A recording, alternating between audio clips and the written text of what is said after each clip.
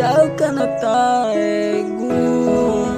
nào cho nó cút ba mà đêm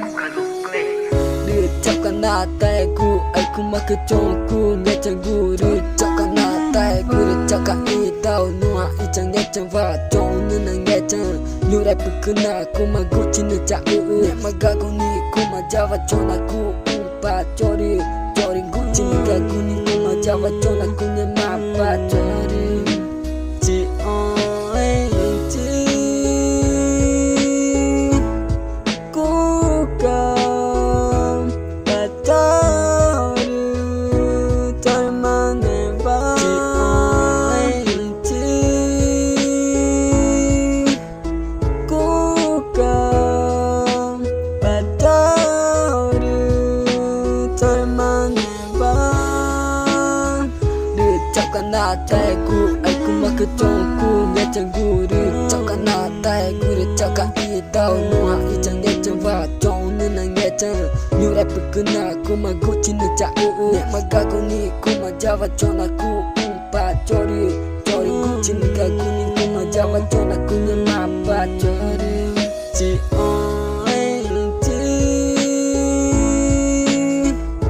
cố gắng và cho đi cho mà nên ba chỉ ơi chỉ cố gắng và cho đi cho mà nên ba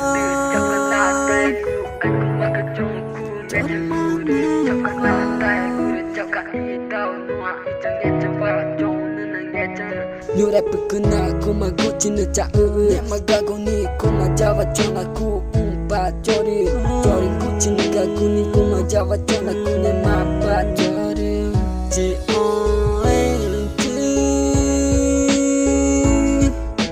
cố gắng và cho đi cho mà nên ba chỉ ơi chỉ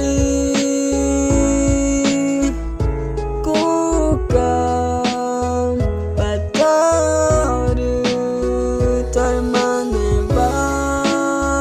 đưa cháu cả na tay gu ai cũng mặc cái chồng gu nghe chẳng gu đưa cháu cả na tay gu đưa cháu cả ý đau nua ý chẳng nghe chẳng vào chồng nên là nghe chẳng như đẹp cứ na cũng mà gu chỉ nên chả mà ga cũng đi cũng mà cha và cho na gu ba cho đi gu chỉ nên ga gu đi cũng mà cha và cho na gu nên mà ba cho